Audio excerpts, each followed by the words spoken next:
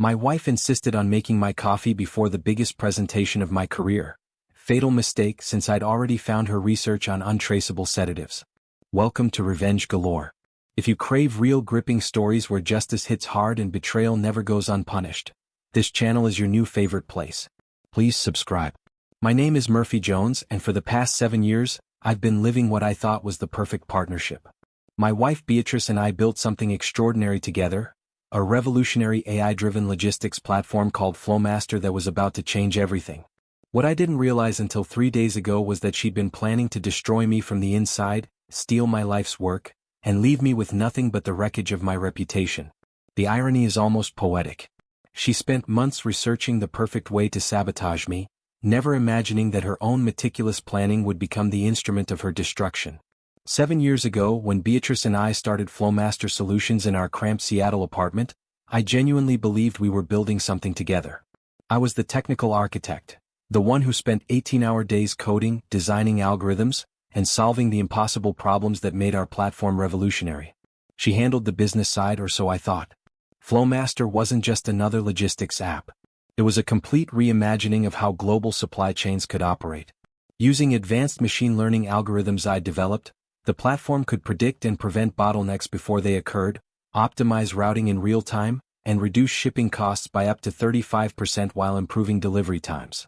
The technology was so far ahead of anything else in the market that major corporations were literally lining up to acquire us. Beatrice had always been ambitious, but lately her ambition had taken on a different quality. Where she once celebrated our joint successes, she now seemed to resent them. I started noticing how she'd correct people who gave me credit for technical innovations, how she'd position herself as the primary contact for investors, how she'd gradually been rewriting our company's origin story to minimize my contributions. Murphy's very talented with the technical details, she'd tell potential partners, but I'm the one who really understands the business vision behind Flowmaster. At first, I attributed it to stress. We were approaching the biggest deal of our careers, a potential $200 million acquisition by Knight-Swift Holdings, one of the largest logistics companies in the world. The presentation was scheduled for Thursday morning, and everything depended on demonstrating Flowmaster's capabilities to their executive team and board of directors. But 3 months ago I started noticing other changes. Beatrice would have hushed phone conversations that ended abruptly when I entered the room. She'd work late at the office, claiming she was preparing acquisition documents, but when I'd offer to help, she'd insist she had everything under control. Most concerning, she'd begun asking detailed questions about the technical architecture of Flowmaster, questions she'd never shown interest in before. The first real warning sign came 6 weeks ago during a casual dinner with potential investors. Beatrice spent the entire evening explaining Flowmaster's technical innovations as if she'd developed them herself. When I tried to clarify a point about the machine learning algorithms, she actually interrupted me. Murphy tends to get lost in the technical weeds, she said with a patronizing smile. Let me explain it in terms that make business sense. I watched her present my 7 years of research and development as her own strategic vision, and something cold settled in my stomach. This wasn't just taking credit. This was systematic erasure of my contributions. That night, I started paying closer attention to details I'd previously ignored. How Beatrice had gradually taken over all investor communications. How she'd repositioned herself as CEO while relegating me to Chief Technical Officer, a title that made me sound like an employee rather than a co-founder. How she'd been building relationships with key stakeholders without including me in conversations. But the real revelation came last Monday, when I discovered something that changed everything. I wasn't trying to spy on my wife. I was looking for our company's financial projections, which Beatrice kept on her personal laptop since she handled all investor relations. She'd gone to pick up dry cleaning, leaving her computer open on our kitchen table. When I moved it aside to clear space for lunch, the screen lit up, revealing an email conversation that made my blood freeze. The email thread was between Beatrice and someone named Marcus Blackwell. I knew that name. He was a senior partner at Knight-Swift Holdings, one of the key decision-makers for our acquisition. But these weren't business emails. They were intimate, detailed messages that revealed months of planning for my professional and personal destruction. The presentation on Thursday is perfect timing, one message read. Once Murphy embarrasses himself in front of the board, we can position his technical incompetence as the reason for pushing him out. I'll be ready to step in as the sole owner of Flowmaster's intellectual property. Marcus had responded, "Beautiful plan, darling." My colleagues are already convinced that you're the real genius behind the technology. After Thursday's disaster, acquiring the company from you alone will be much simpler. Murphy's reputation will be so damaged that no one will question his removal from the equation. I scrolled through weeks of correspondence, each message more damning than the last. They'd been having an affair for 8 months, using their relationship to plan the theft of my company. Marcus had provided insider information about Knight-Swift's acquisition criteria, helping Beatrice craft presentations that positioned her as the indispensable founder while portraying me as technical support who'd outlived his usefulness. But the most chilling discovery was a folder labeled Thursday Implementation. Inside were research documents about cognitive impairing substances, dosage calculations, and timing strategies for maximum effect with minimal detection. Beatrice had spent weeks researching how to drug me into complete professional humiliation. The plan was elegant in its cruelty. She would prepare my coffee Thursday morning with a carefully calculated dose of a substance that would cause confusion, memory loss, and inability to focus. During the most important presentation of my career, I would stumble through my technical demonstrations, fail to answer basic questions about my own innovations, and essentially prove to Knight-Swift's executives that I was incompetent. Following my public humiliation, Beatrice would smoothly take over the presentation, demonstrating her mastery of the technical details I'd supposedly failed to explain. Marcus would support her from Knight-Swift's side, suggesting that the acquisition should proceed with her as the sole owner of Flowmaster's intellectual property. My 7 years of work would become her windfall, and I'd be left with nothing but the memory of destroying myself in front of the people who mattered most. The worst part was how thoroughly they'd planned every detail. Alternative cover stories if I became suspicious. Legal strategies for removing my name from patents. Even a post-acquisition plan for Marcus to leave Knight-Swift and join Beatrice in a new venture built on my stolen technology. I printed every email, every research document, every piece of evidence. Then I carefully returned Beatrice's laptop to its exact position and began planning my own counterattack. If Beatrice wanted to destroy me with careful planning and perfect timing, I'd show her what real strategic thinking looked like. The next 3 days were the most difficult of my life. I had to maintain a completely normal facade while preparing for a war I couldn't let Beatrice know was coming. Every conversation felt like a performance, every casual interaction a potential trap. Tuesday morning I called Dr. Rebecca, an attorney I'd worked with on patent filings. Without revealing the full situation, I asked her to expedite documentation of my intellectual property rights to Flowmaster's core technology. She seemed surprised by the urgency, but agreed to have everything ready by Thursday afternoon. "Murphy, is everything all right?" she asked. This level of protective documentation usually means someone's planning to contest ownership. "Just being cautious," I said. "The acquisition process has me thinking about protecting my work." That afternoon I quietly installed recording software on both my laptop and phone. If Beatrice was planning to discredit me publicly, I wanted documentation of exactly how she intended to do it. I also set up a secure cloud backup system for all my technical files and research data. If she somehow managed to lock me out of our company systems, I'd still have proof of my innovations. Wednesday evening was particularly challenging. Beatrice was almost giddy with anticipation, playing the role of the supportive wife preparing for our big moment. She insisted on reviewing the presentation materials one final time, ostensibly to help with logistics but actually to ensure she could take over seamlessly when I collapsed. "I think you should focus on the high-level architecture tomorrow," she suggested. "Let me handle the business implications and market analysis. You know how investors get confused by too much technical detail." It was exactly the setup she needed. If I was responsible for the technical demonstration and failed spectacularly, her business-focused presentation would seem even more competent by comparison. "That makes sense," I agreed, watching her face light up with satisfaction. "You've always been better with the business side." Wednesday night I barely slept. I reviewed every detail of Beatrice's plan, looking for weaknesses and opportunities. The beauty of her scheme was its simplicity: drug my coffee, watch me fail, then step in as the competent alternative. But simplicity could also be a vulnerability if someone knew what to expect. The key was the coffee. Beatrice had always made my morning coffee on important days, a gesture I'd interpreted as loving support. Now I understood it as the perfect delivery method for her sabotage. She would prepare 2 cups, ensure I drank from the drugged one, then maintain her facade of concern as I deteriorated. But what if the wrong person drank the drugged coffee? What if Beatrice's own weapon turned against her at the moment when she needed to be most sharp and professional? By Thursday morning I had my plan. Thursday dawned clear and cold, the kind of Seattle morning that felt like a good omen. I woke at 6 a.m., went through my usual routine of shower and exercise, and joined Beatrice in the kitchen for what she believed would be my last morning as a successful entrepreneur. She was already dressed in her power suit, a charcoal gray ensemble that projected authority and competence. She'd even had her hair professionally styled yesterday, preparing to look her absolute best when she took over our company. "Big day," she said, not looking up from her meticulous coffee preparation. I watched her movements with new understanding. Every gesture was deliberate, calculated. She prepared 2 identical mugs, but I noticed how she kept track of which was which through subtle positioning. "The biggest," I agreed, settling at our kitchen table with my laptop. "I keep thinking about how this could change everything for us." "For us?" she repeated, and I caught something in her tone. Satisfaction mixed with anticipation. Today was the day she stopped pretending we were partners. I pretended to review presentation notes while actually monitoring her every movement. When she turned her back to retrieve cream from the refrigerator, I saw her palm something small, likely a capsule or tablet. When she returned, she worked at the counter with her body blocking my view, but I could tell she was adding something to one of the mugs. "Here you go, honey," she said, placing a mug in front of me with extra care. The coffee looked and smelled normal, but I noticed how she waited, watching my face as I lifted it toward my lips. "Thank you," I said, setting the mug down without drinking.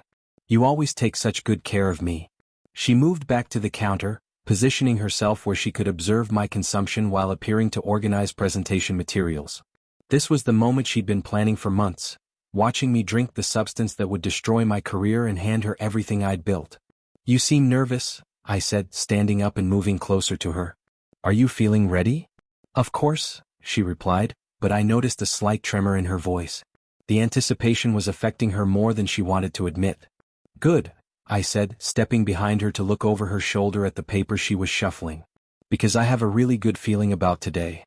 As she leaned forward to point out something on the documents, I executed the switch with movements I'd practiced dozens of times in my mind. Her mug was sitting 18 inches from mine on the counter. While her attention was focused downward, I simply swapped their positions. The entire exchange took less than 2 seconds. "What time did you say the car was coming?" I asked, returning to my original position with what was now her untainted coffee. 9:15, she said, turning back toward the table. She reached for what she thought was her mug and took a satisfied sip, never realizing she was drinking her own poison. I lifted my mug, her original mug free of whatever substance she'd intended for me, and took a long, appreciative drink. "Perfect coffee," I said. "You really do think of everything." The irony was so perfect I almost smiled. Beatrice had spent months planning the exact amount and timing of the substance that would destroy my cognitive function. Now she was consuming it herself, exactly 30 minutes before the most important professional moment of her life. "Shouldn't you be drinking your coffee?" she asked, gesturing toward the mug in my hands. There was something in her tone, confusion perhaps, or concern that her plan wasn't proceeding as expected. "I am," I said, taking another sip. "This is delicious." She stared at me for a moment, then looked at her own mug. I could see her mentally reviewing her preparation process, trying to understand what might have gone wrong. But the coffee looked identical, and she'd been so focused on watching me that she hadn't paid attention to her own consumption. "Well," she said finally, "we should probably start getting ready to leave." As we prepared for the most important presentation of our careers, I felt something I hadn't experienced in months: complete confidence. For the first time in our relationship, I knew exactly what Beatrice was planning. And for the first time in her scheming life, she was walking into a trap she'd set for herself. The Knight-Swift headquarters occupied 3 floors of a downtown Seattle high-rise, all glass and steel designed to project corporate power. As our car pulled up to the building, I noticed Beatrice checking her reflection in her phone camera. She looked perfect, polished, professional, ready to claim credit for 7 years of my work. "Remember," she said as we walked through the lobby, "let me handle the business questions. You focus on the technical demonstration." "Absolutely," I agreed. "You've always been the better communicator." What I didn't mention was that I'd spent the previous evening modifying our presentation.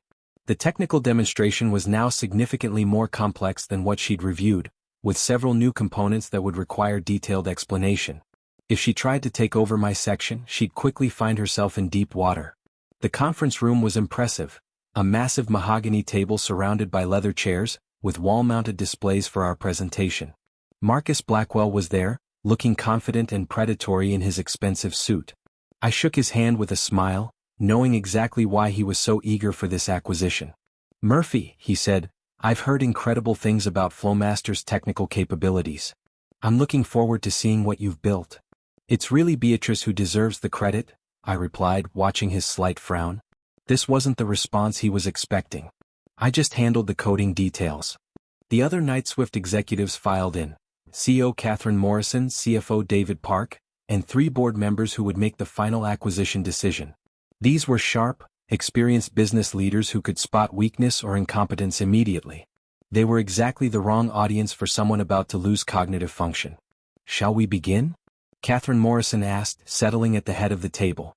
"We're very excited to learn more about Flowmaster." I opened our presentation on the main display, noting how Beatrice positioned herself where she could monitor both me and the executives. She was waiting for the first signs that her sabotage was working: confusion, stumbling over words, inability to focus. Instead, she was about to watch me deliver the performance of my career while experiencing those symptoms herself. "Thank you for this opportunity," I began. Flowmaster represents 7 years of research and development into predictive logistics optimization. What we've created isn't just an improvement on existing systems. It's a fundamental reimagining of how global supply chains can operate. As I spoke, I noticed Beatrice taking frequent sips from the water bottle she'd brought. The substance she'd given herself was probably making her mouth dry, though she didn't understand why yet. "The core innovation," I continued, "lies in our machine learning algorithms that can predict bottlenecks up to 72 hours before they occur. Traditional systems are reactive; they respond to problems after they develop. Flowmaster is predictive; it prevents problems from occurring in the first place." Catherine Morrison leaned forward, clearly intrigued. "Can you give us a specific example?" "Absolutely," I said, advancing to a detailed case study. "Last month, Flowmaster detected that a shipping route through the Panama Canal would experience delays due to weather patterns that weren't yet visible to conventional forecasting. Our system automatically rerouted 3 major shipments through alternative channels, saving our client $2.3 million in delay costs." I was hitting every point perfectly, demonstrating not just the technology's capabilities but my deep understanding of its applications. Meanwhile, I could see Beatrice beginning to look confused. She blinked several times and shook her head slightly as if trying to clear her vision. "The technical architecture," I continued, "uses a hybrid neural network approach that combines real-time data feeds with historical pattern analysis. Beatrice, would you like to explain the business implications?" This was her cue to take over with the material she'd memorized. But as she stood up, I noticed a slight unsteadiness in her movement. "Yes, of course," she said, her voice not quite as crisp as usual. "The business implications are significant. Flowmaster offers." She paused, blinking again. The substance was beginning to affect her cognitive function, but she couldn't understand why. She'd calculated the dosage perfectly for my body weight and metabolism, never considering that she might be the one experiencing its effects. "Flowmaster offers unprecedented efficiency gains," she continued, but her words were coming more slowly now. "Our clients they see immediate improvements in." Marcus Blackwell shot her a concerned look. This wasn't the flawless takeover they'd planned. Beatrice was supposed to be demonstrating her superior business acumen while I collapsed, not struggling to complete basic sentences herself. "Perhaps I should continue with the technical demonstration," I suggested helpfully, while Beatrice gathers her thoughts. She's been working incredibly hard to prepare for today. It was a perfectly reasonable suggestion that made me look supportive while highlighting her growing incompetence. Catherine Morrison nodded approvingly. She appreciated practical problem-solving over dramatic presentations. "Let me show you Flowmaster's real-time optimization in action," I said, launching into the most complex part of our demonstration. I'd modified this section extensively, adding technical details that would be impossible for Beatrice to explain if she tried to take over. As I walked through advanced algorithms and system architecture, I could see the executives becoming more impressed.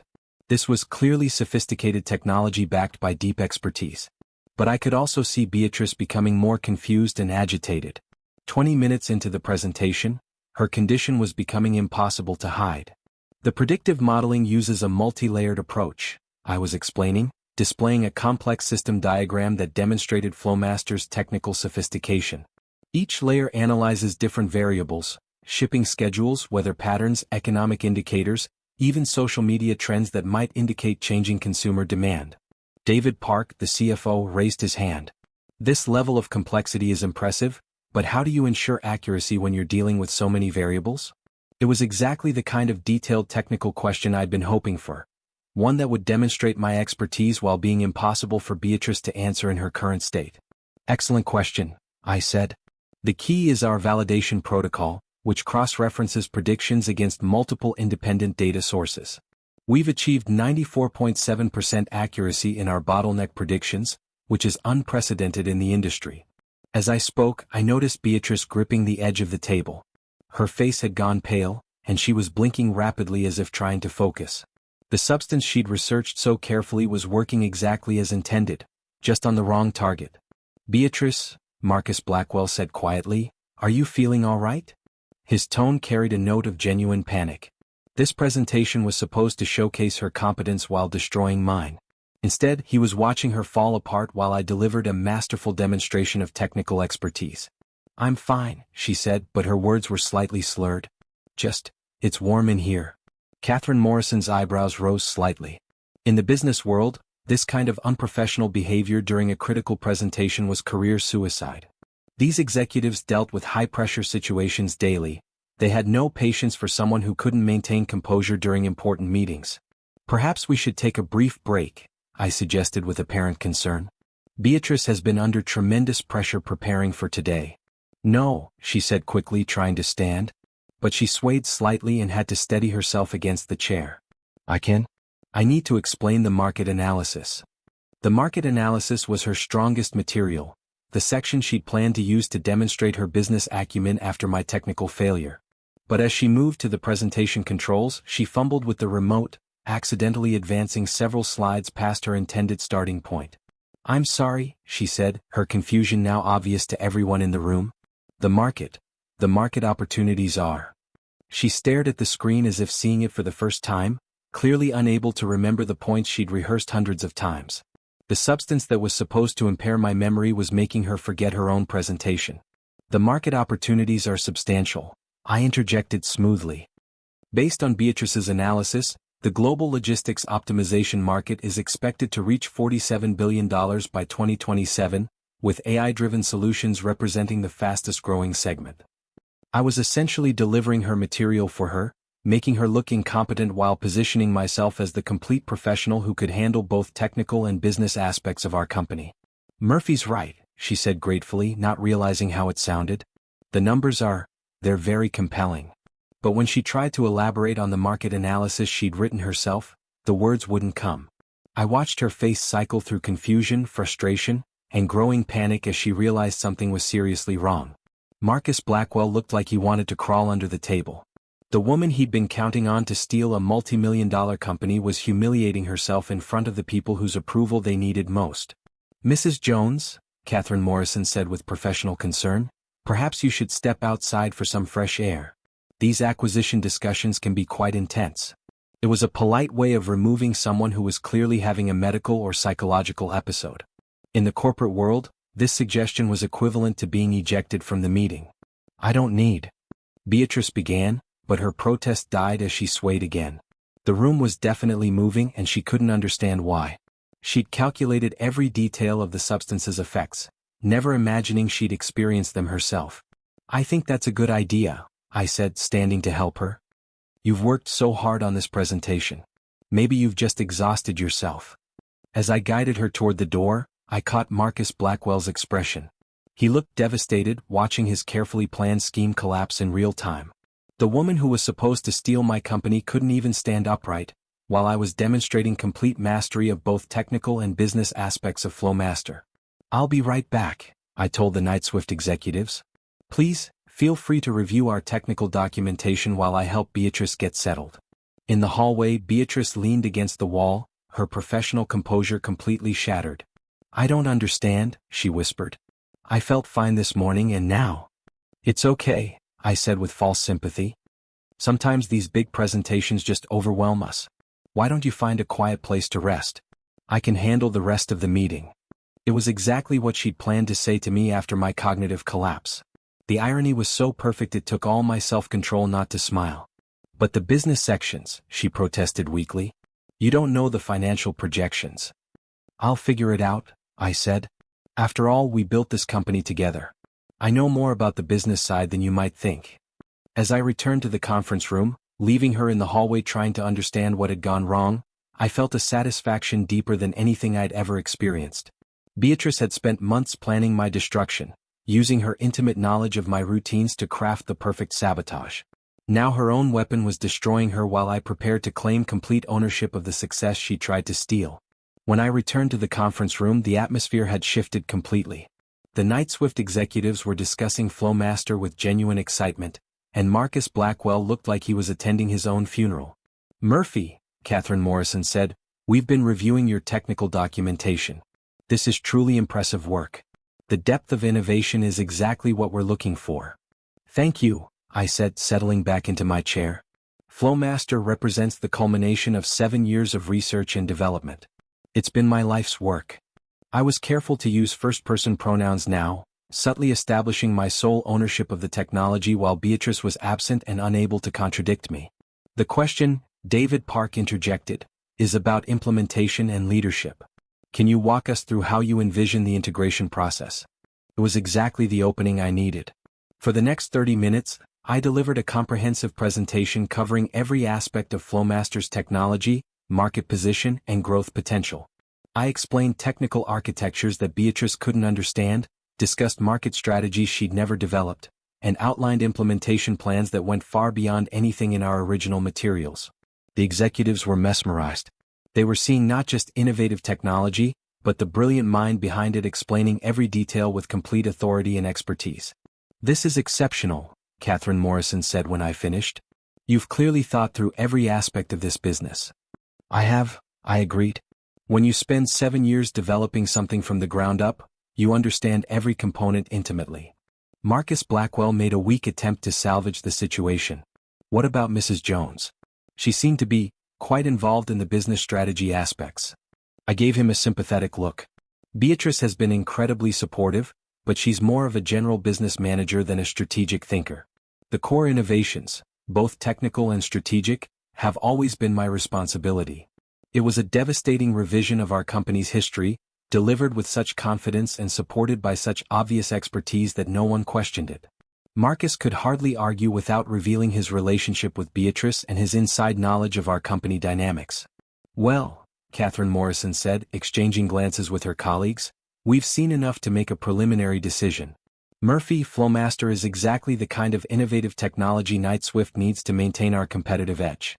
We'd like to move forward with acquisition discussions immediately. I'm very interested, I said. But I should mention that I've been reconsidering the partnership structure of our company. Recent events have made me realize that I need more direct control over my intellectual property. It was a careful way of indicating that Beatrice might not be part of the equation much longer, without revealing the full drama of what had happened. That's understandable, David Park said. Intellectual property protection is crucial in acquisitions of this magnitude. We can certainly structure a deal that recognizes your primary role in Flowmaster's development. Marcus Blackwell's face had gone ashen. The acquisition was proceeding, but with me as the sole beneficiary rather than the partnership he'd planned to manipulate through Beatrice. His months of inside planning were worthless. What kind of timeline are we looking at? I asked. We could have initial terms drafted by early next week, Catherine Morrison replied. Based on our preliminary evaluation, we're thinking in the range of $180 to $220 million, depending on final technical audits and market analysis. It was more money than Beatrice and I had ever dreamed of, and now it would be entirely mine. Her betrayal had inadvertently positioned me for complete victory. That sounds very reasonable, I said. I look forward to reviewing your proposal. As the meeting concluded, I shook hands with each executive, noting how differently they treated me now compared to the beginning. I was no longer the technical support person backing up a business leader, I was the genius inventor they wanted to acquire. Marcus Blackwell was the last to leave, and I could see him struggling with whether to say something. Finally, he approached me with forced professionalism. Murphy, I hope Mrs. Jones is feeling better. That seemed like quite a medical episode. I'm sure she'll be fine, I said with apparent concern. Sometimes the pressure of these big presentations just gets to people. Not everyone handles high-stakes situations well. His flinch was barely perceptible, but I caught it. He understood exactly what I was implying, that Beatrice had shown herself to be unreliable under pressure, exactly the opposite of what they'd planned. "Well," he said weakly, "please give her our regards." "I will," I promised. "Though I suspect she'll want to step back from the business side of things after today. This experience might make her realize that strategic leadership isn't really her strength." As he left, I knew Marcus Blackwell understood that his scheme had not only failed but backfired catastrophically. Instead of acquiring Flowmaster through a manipulated partnership with Beatrice, Knightswift would be dealing exclusively with me, and I now knew exactly who couldn't be trusted. I found Beatrice in the building's lobby, sitting in a chair with her head in her hands. She looked up when I approached, and I could see that the substance was still affecting her ability to focus. "How did it go?" she asked weakly. "Very well," I said. "They're interested in moving forward with the acquisition." "That's wonderful," she said, trying to smile. "I'm so sorry about whatever happened up there. I don't understand why I felt so confused." "Don't worry about it," I said gently. "Everyone has off days. The important thing is that Flowmaster's future is secure." What I didn't mention was that her future was about to become much less secure. The presentation had been just the beginning of her downfall. That evening, while Beatrice slept off the effects of her own sabotage substance, I began implementing the next phase of my plan. The successful presentation had secured Flowmaster's future, but I still needed to protect myself legally and ensure that Beatrice faced consequences for her attempted theft. I called Dr. Rebecca, the attorney who'd prepared my intellectual property documentation. "Rebecca, I need to move quickly on those protection measures we discussed. Something happened today that makes me think my partner may be planning to contest ownership of my work." "What kind of something?" she asked, her voice sharpening with professional interest. "I have evidence that she's been working with someone at the acquiring company to steal credit for my innovations. There may also be evidence of attempted sabotage." "Murphy, those are serious allegations. What kind of evidence are we talking about?" I outlined what I'd discovered: the emails, the research on cognitive impairing substances, the planned theft of my intellectual property. Rebecca listened with growing amazement. "Do you have documentation of all this?" she asked. "Everything," I said. "Emails, research documents, even audio recordings from today's presentation where the sabotage backfired." "We need to meet first thing tomorrow morning," she said. "If what you're telling me is accurate, we're not just talking about intellectual property theft. This could be attempted assault, fraud, and conspiracy." Friday morning, I met Rebecca at her downtown office, bringing printed copies of every email, research document, and piece of evidence I'd collected. I also brought the audio recording of Thursday's presentation, which clearly captured Beatrice's cognitive deterioration and my seamless takeover of the meeting. "This is extraordinary," Rebecca said after reviewing the materials. She documented her entire plan. The research on sedatives, the dosage calculations, even contingency strategies for different scenarios. "The irony," I said, "is that her meticulous planning is what makes the case so strong." She thought she was being careful, but she actually created a perfect evidence trail. Rebecca nodded grimly. "The question is how you want to proceed. We could pursue criminal charges for attempted assault and conspiracy. We could file civil suits for attempted theft of intellectual property. Or we could use this evidence to negotiate a complete separation that protects your interests. What would you recommend?" Given the strength of the evidence and the high-profile nature of the business involved, I'd suggest a multi-pronged approach. File criminal charges to establish the seriousness of her actions, pursue civil remedies to protect your intellectual property, and negotiate a settlement that removes her from any involvement with Flowmaster. It was exactly what I'd been hoping to hear. Beatrice had been so focused on destroying me that she'd never considered the possibility of facing consequences for her actions. "There's one more thing," I said. "The person she was working with at Knightswift, Marcus Blackwell.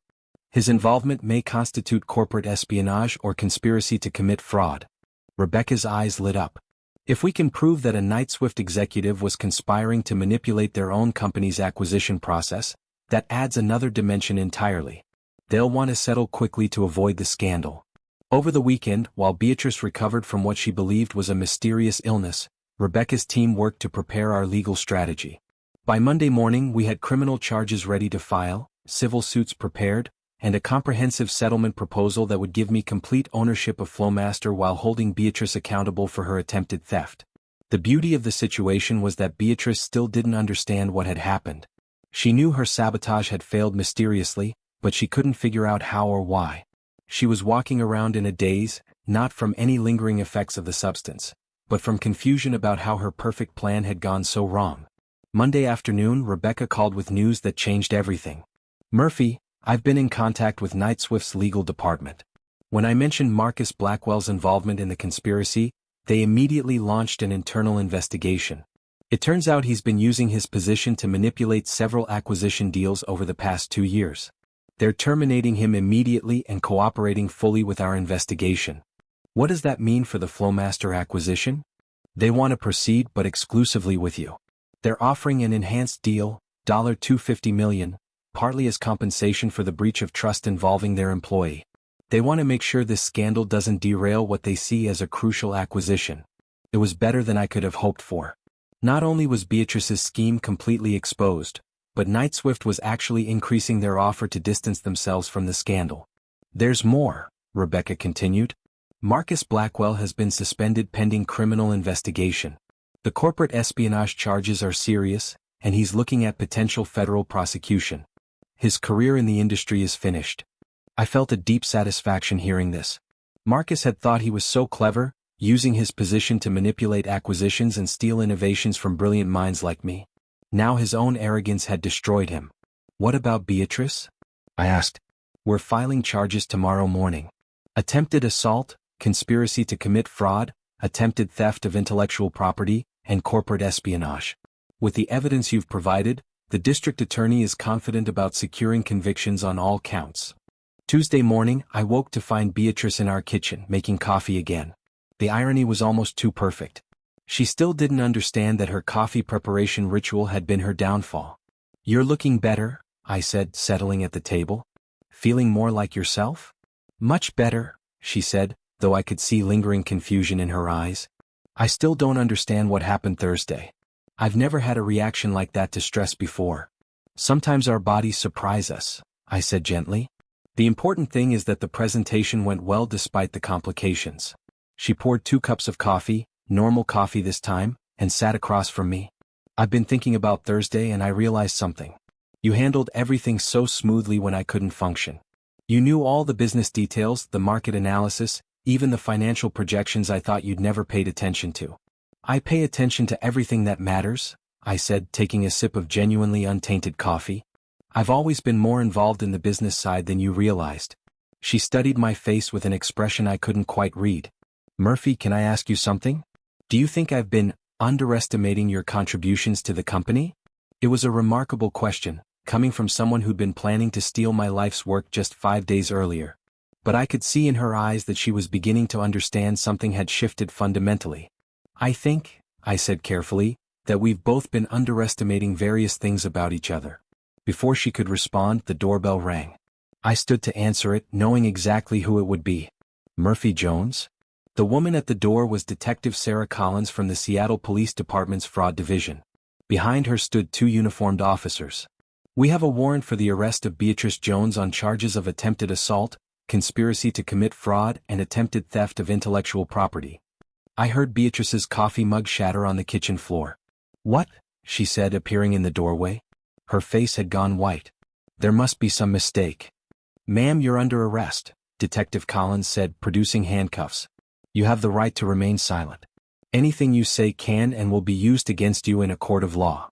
As they read Beatrice her rights, I watched her face cycle through shock, confusion, and finally, a dawning horror as she began to piece together what had happened. Her eyes met mine across the room, and I saw the moment when she understood that I knew everything. "Murphy," she whispered as they led her toward the door. "How long have you known?" "Long enough," I said quietly. "Long enough to make sure you couldn't hurt me the way you planned." After they left, I sat alone in our kitchen, surrounded by the debris of our marriage and her shattered coffee mug. For the first time in months, I felt completely at peace. The woman who tried to destroy me was facing the consequences of her own malice, and I was free to build the future I'd earned through 7 years of genuine innovation and hard work. The next few weeks passed in a whirlwind of legal proceedings and business negotiations. Beatrice was denied bail due to flight risk concerns. Apparently, investigators had discovered she'd been moving money to offshore accounts as part of her escape plan with Marcus. Her attorney tried to argue that she'd been manipulated by Marcus, but the evidence of her meticulous planning made that defense impossible to sustain. Marcus Blackwell's arrest made headlines in the business press. Knight-Swift executive charged with corporate espionage read one particularly satisfying article that detailed how he'd been using his position to manipulate acquisitions for personal gain.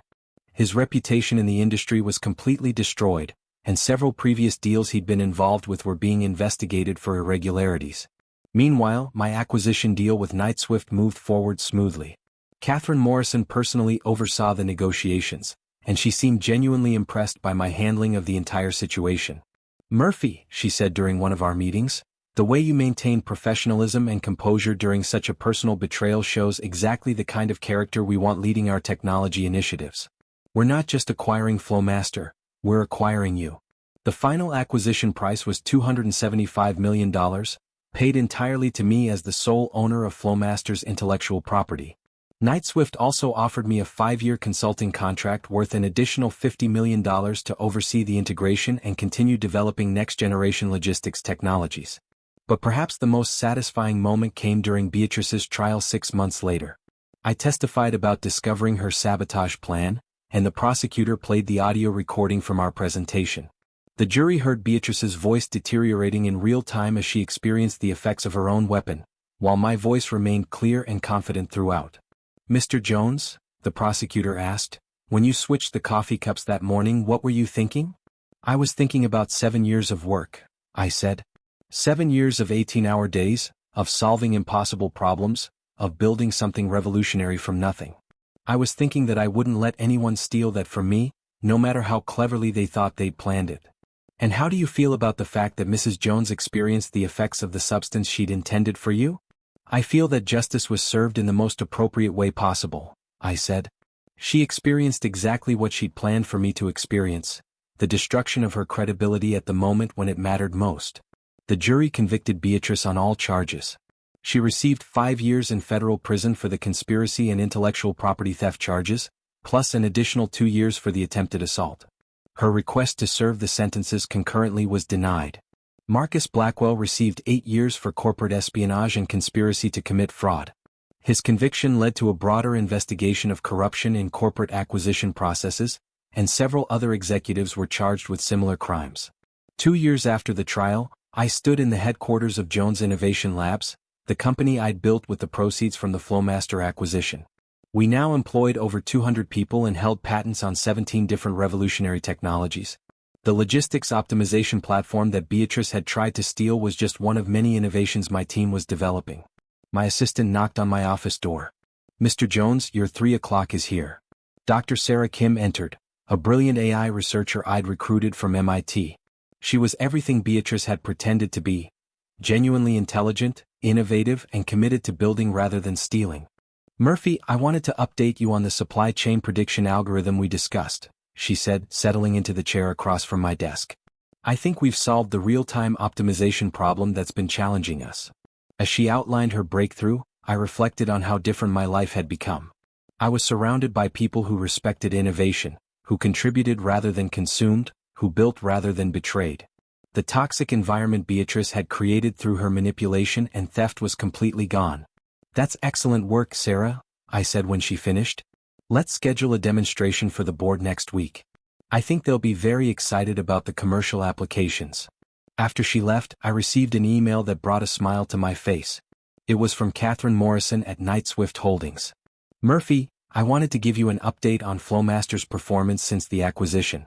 We've exceeded all projected efficiency gains, and client satisfaction is at an all-time high. Your technology has revolutionized our operations in ways we never imagined possible.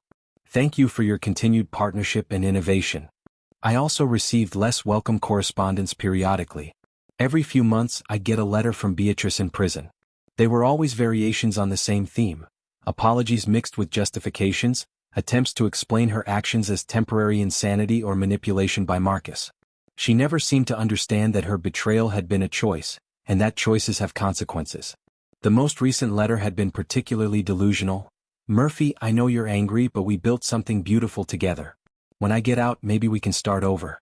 I've learned so much about myself in here, and I think I can be the partner you deserve." I filed that letter with all the others, unread after the first paragraph and unanswered. Beatrice still didn't understand that there was no we anymore. She destroyed any possibility of that when she chose theft over partnership, betrayal over loyalty.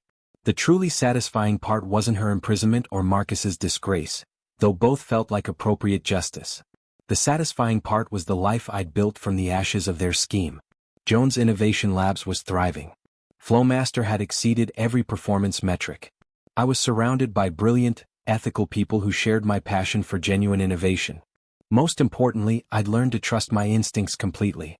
The subtle signs I'd noticed about Beatrice's changing behavior, the inconsistencies that had made me suspicious, I now recognized these as valuable intelligence that had saved my career and possibly my life.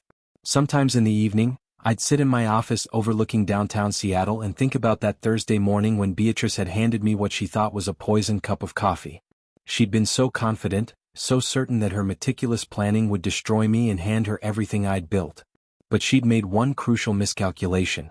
She'd assumed that I was too trusting, too focused on technical details, too naive about human nature to see through her schemes.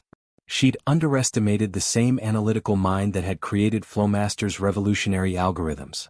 In the end, her greatest weakness had been her inability to recognize my greatest strength. I didn't just solve technical problems, I solved all kinds of problems. And when someone tried to poison my coffee before the biggest presentation of my career, I turned that attempted poisoning into the foundation of my complete victory. The irony was perfect and it never got old. Beatrice had spent months researching the perfect way to destroy me, and her own research had become the instrument of her destruction.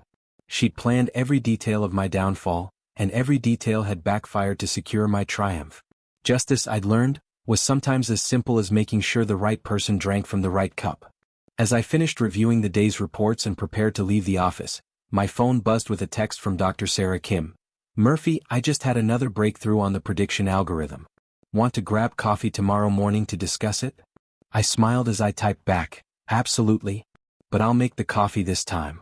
Some habits I'd learned were too important to delegate to anyone else. Have you ever experienced betrayal from someone you trusted completely? Have you had to deal with a colleague or partner trying to steal credit for your work? How do you think you would have handled discovering a plot as elaborate as Beatrice's sabotage plan? Share your thoughts in the comments below. If you enjoyed this story of how strategic thinking and careful observation can turn betrayal into triumph, make sure to like this video and subscribe to Revenge Galore for more. Remember, the best revenge isn't elaborate schemes or dramatic confrontations. It's simply being smart enough to recognize betrayal before it destroys you, and strategic enough to turn your enemy's own weapons against them.